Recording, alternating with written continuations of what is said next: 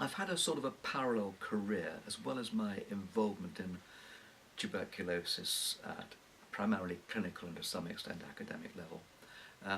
I've also done a lot of medico-legal work, advising the courts as an expert witness on various aspects of occupational lung disease, and I've developed quite a keen clinical and academic interest in occupational lung disease.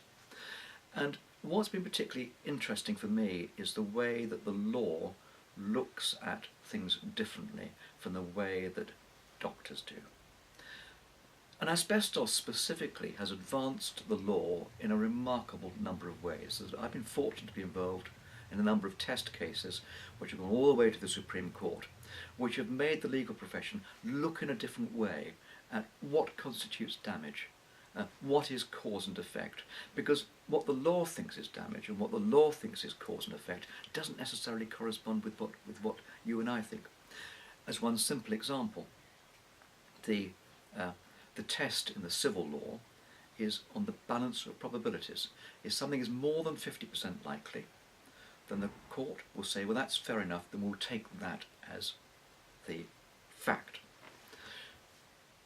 So if we have a case of asbestos-related disease, where the doctor says, well, this is probably malignant, a mesothelioma, but I'm only about 60% sure it could be benign asbestos pleurisy, 40% chance.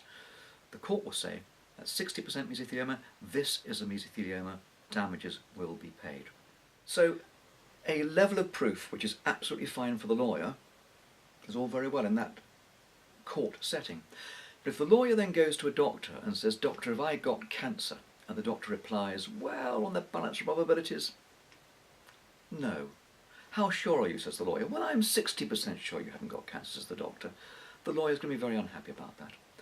Or if the lawyer were to say, or the doctor say to the lawyer, you definitely need a kidney taken out, and on the balance of probabilities, more than 50% likely, it's the right one. Might be the left one, but probably the right one. Again, the lawyer's very unhappy.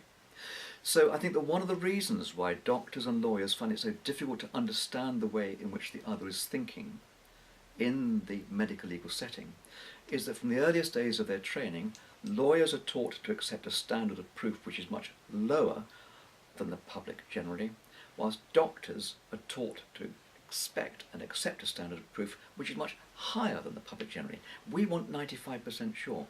And in the case of something really serious like cancer, we want to be 99% sure that someone hasn't got cancer. So there is this difficulty between us.